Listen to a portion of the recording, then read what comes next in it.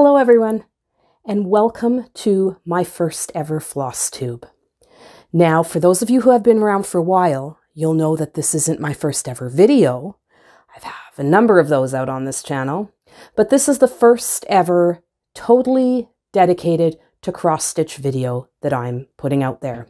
Who am I? My name's Nicole, and I'm coming to you from Calgary, Alberta, here in Canada, where I live with my husband, Barry, and my beautiful, wonderful, rescued Rottweiler named Grace, who may or may not make an audio appearance on this recording. She's been rather verbose today, warning me against all the strangers who are walking by. She does her job well. All right, so, where to start? I am really excited. So if you're new here, welcome. If you've just stumbled across this, perhaps doing a Flosstube search using the old search engines, thank you so much for taking some time and spending some time with me. If you are one of my regular viewers, I told you guys this was coming, that I was going to split the content between crochet and cross stitch.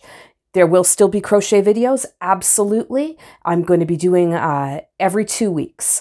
So this week is cross stitch, next week crochet, and back and forth that way. Things will be labeled very well, and I will be creating playlists as well. So hopefully it'll keep everything straight for everyone. I really don't want to separate into 2 channels because that's going to be just way too confusing for me. So today, beverage of choice is coffee. Lots and lots of coffee. I do have to apologize. My voice is a little squeaky, a little rough. I seem to have either regenerated the cold that I was experiencing or having a whole new cold. Either way, I'm sick again. Yay. Very much a head cold. I'll be just fine. All right, so welcome. Shall we get into it? I think we shall. Stitching, stitching, stitching. So I'll start out with some of my whips. And this will be the general sort of way that I approach my floss tubes. So those of you who have been around for a while will know that I record on a DSLR camera that I do not put onto autofocus because it does that in and out and in and out, and it drives me insane. So what I'll be doing is showing you the things, talking about them, but I'll also be inserting pictures so that you can see close-ups and more detailed shots of what I'm talking about.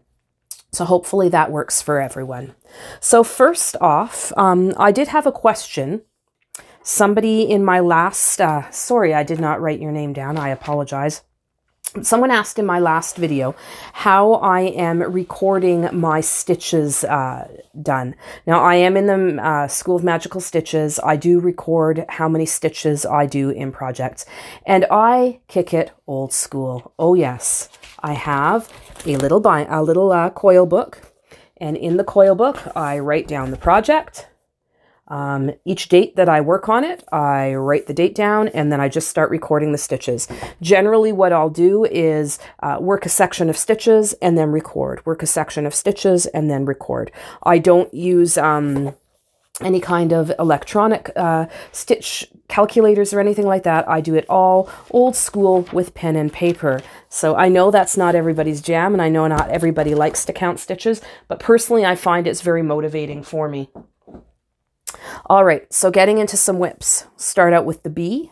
So the bee is a pattern that I downloaded from the internet, and I will insert a photo here. And it is a paid-for pattern from Etsy by Emily Morris at Pyro Dog Pins. I will, as always, put all of my links down below in the description box. I do apologize. I do not iron any of my projects before I show them to you. But this is my progress on the bee. And this week I did put in 438 stitches into the bee. Again, really liking how this is turning out. I love the variegation in the wing and the variegation in the body as well.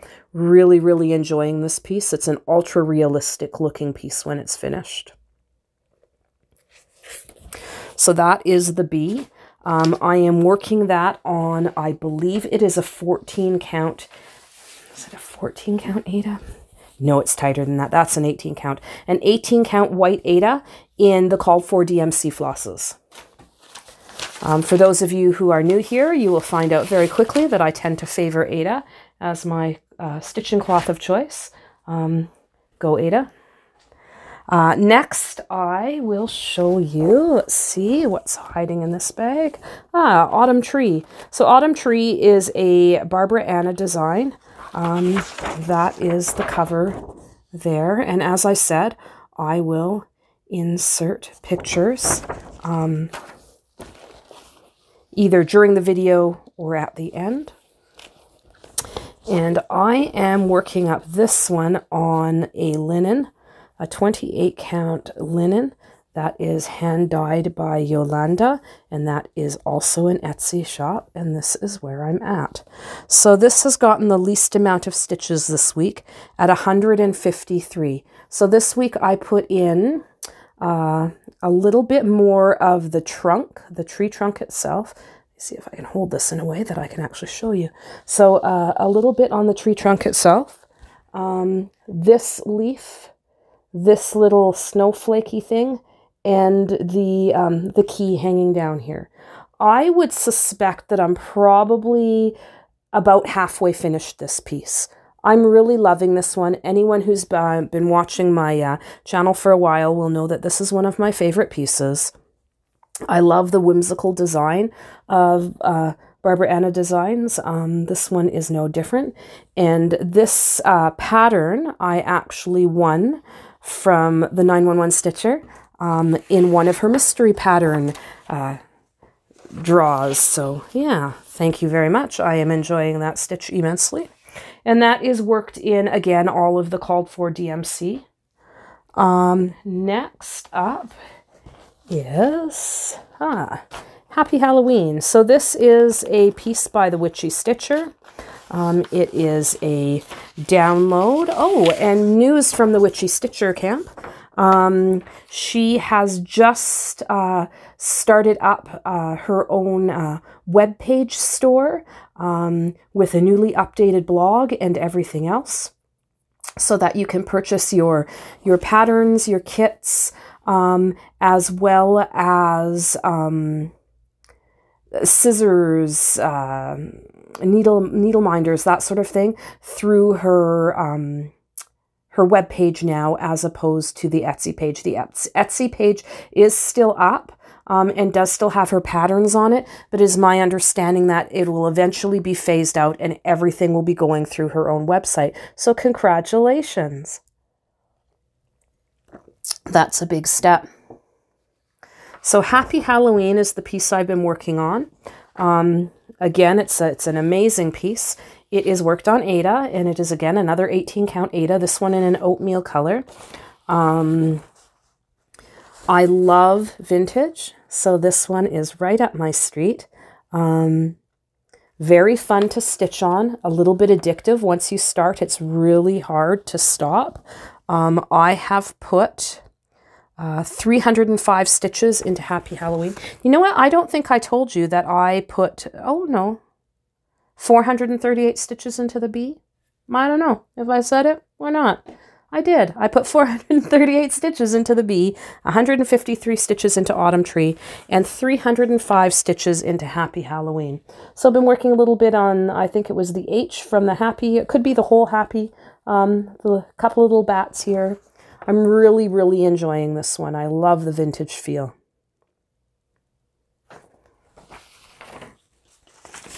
I really like, well, most everything from the Witchy Stitcher. Very interesting, interesting charts. A little bit different. A little bit me.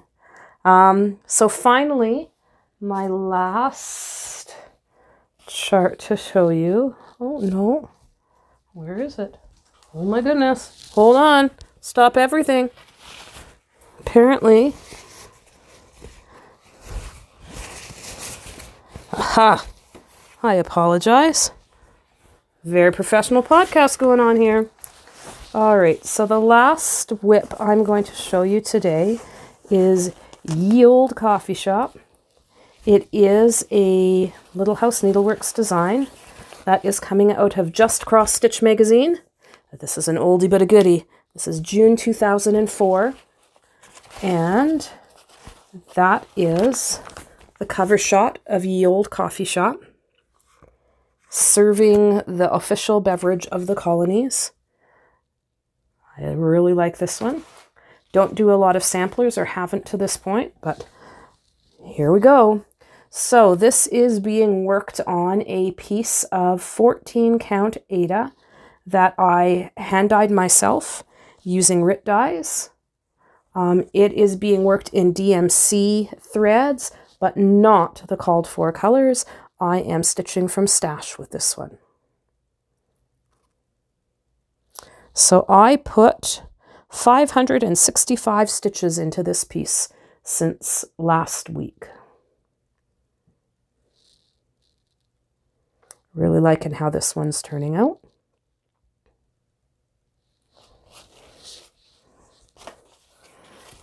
All right, so that is it for my current whips.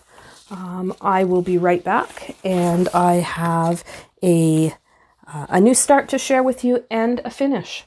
So let me just collect my things and I'll be right back. All right, so let us start out with my new start. I did I hinted that I have a finish, and when I have a finish, I allow myself to start something new. I will not be doing Mania this year. I like to keep my whips at about, I guess there's 6 to 7 at any one time. That seems like a really good number for me. If I was to get, you know, the 30, 40, 50, sometimes more whips that I see people having out there, I would just stress because nothing would be getting done, in my opinion. I like to see progress on things. I did find that in the past, when I was being very monogamous in my stitching, sorry, I have to keep drinking to keep my voice there, that I would get bored and I would put it down and then not go back to it.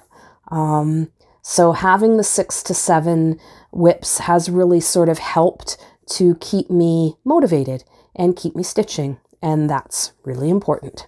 So let me show you my new start.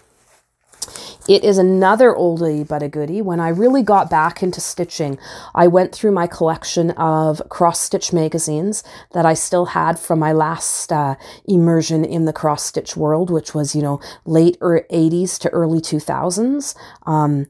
I've been doing little bits on and off, but that's the last time I was really deeply entrenched in my cross-stitch, and I have a bazillion magazines from that time period. So I went through them all and I flagged all the designs that I would like to do out of them. And then when I'm finished the designs, I can actually move on from those magazines, because my magazine and book collection is out of control. So I don't want to just discard. Perhaps they can become a bit of a past the stash, although some of them are not in the best of shape. Anyway, that being said, this is coming from Cross Stitch for All Seasons. And this is a 2002 publication, May 2002. And I am working on the 4 Seasons collection here by Marjolaine Bastet.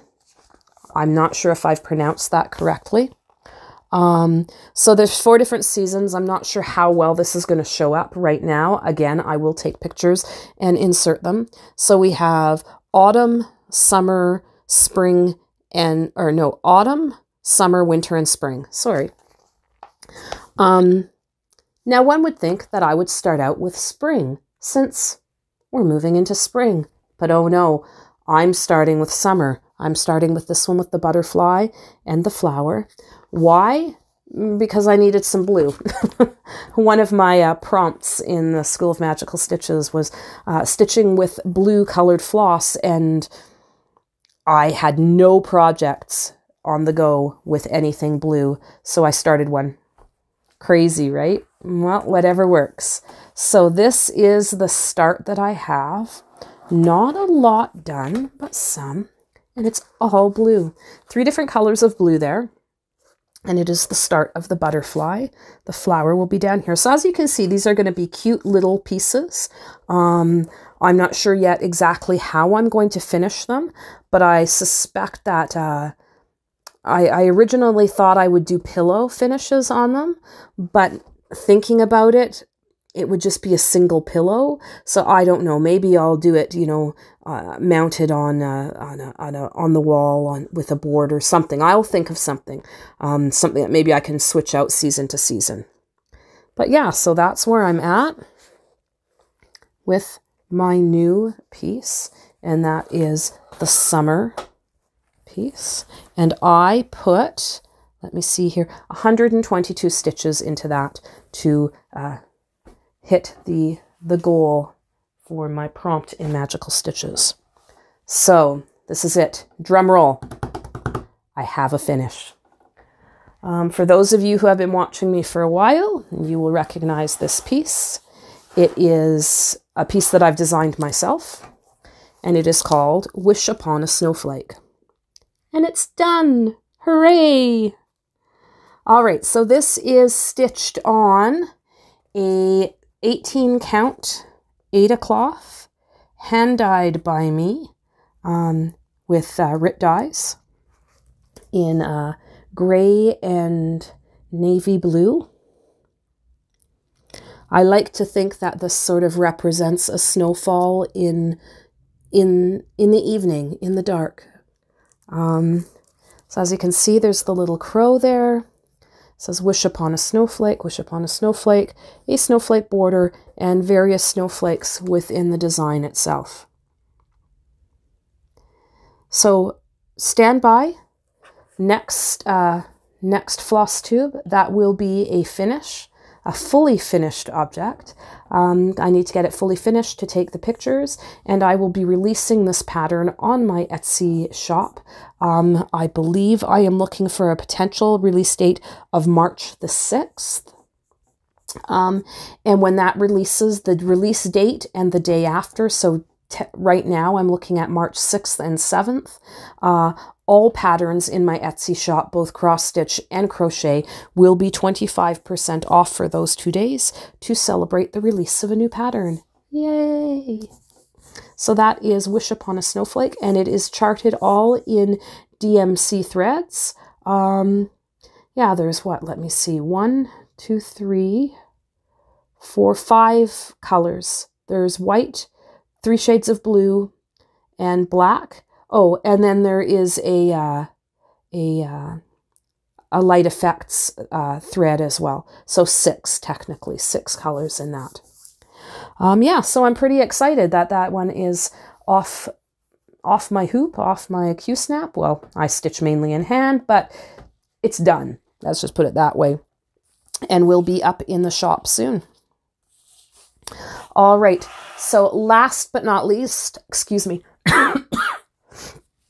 I do have a little bit of haul to show you. Oh my goodness, I apologize. I am so stuffed up and get a tickle in my throat, and then I start coughing, and oh, I apologize. No one wants to hear that. So, for haul, oh, you know what? I forgot something. Let me be right back. Hold on a second here. Okay, I'm back again. So, haul. That's where we're at. I don't really have an LNS here. There is one sort of in the city. It's not really in my city. It's kind of on the outskirts. It would be about an hour and a half one way, so about a 3-hour round trip. I've never been to it. It's just too far away for me. So I do a lot of ordering online, but I've also found alternative places to get some needlework supplies besides Michael's, the big box store. I am a member of Fabricland, which is a fabric store here in Canada. And they do carry a small amount of cross-stitch and embroidery stuff, not a whole lot, a little tiny bit. And they were having a fairly decent sale when I went in to renew my membership. So I was able to pick up, oh, excuse the crinkling, I'm sorry, this huge tube of Aida cloth. It is just a 14 count and it's in plain white. The brand is Taylor, which I'm suspecting is potentially made for a Canadian audience through Fabricland. I could be totally making that up. But originally this was $28.99 Canadian. These are Canadian dollars. And I got it for $11. It measures 29.5 inches by 36 inches. So it's a good size piece. So I'll be able to dye up some fun Aida to stitch on. I also got some sticky board. I have ordered sticky board from Amazon, but when I can find it on sale at the Fabricland, I always pick it up. So this piece is 9 by 12, and I got that for $7. This piece is 8 by 10, and I got that for $5. And this piece is 5 by 7, and I got that for about $3.50. So not too bad. I have some sticky board. I'll be able to work on getting some finishing done. I also picked up some more RIT dye. Now, when I first started getting into dyeing Aida cloth and whatnot for cross stitch, I found some RIT dye at Michael's and I picked it up. And then I thought, well, like everything, I should be able to get it on Amazon, right? I caution you now against purchasing RIT dye through Amazon. The prices are absolutely ridiculous. I'm getting RIT dye, the liquid RIT dye, at Michael's for, I believe it's at Michael's for about $6.99, about $7 for a bottle. Again, Canadian dollars. I got it for $5.97 at Fabricland. They call it competitive pricing. Online, some of these RIT dyes, like the tan one I got at Michael's for $6.99, was $14 on Amazon. My son said I should be buying up all the RIT dye in the city and reselling it on Amazon.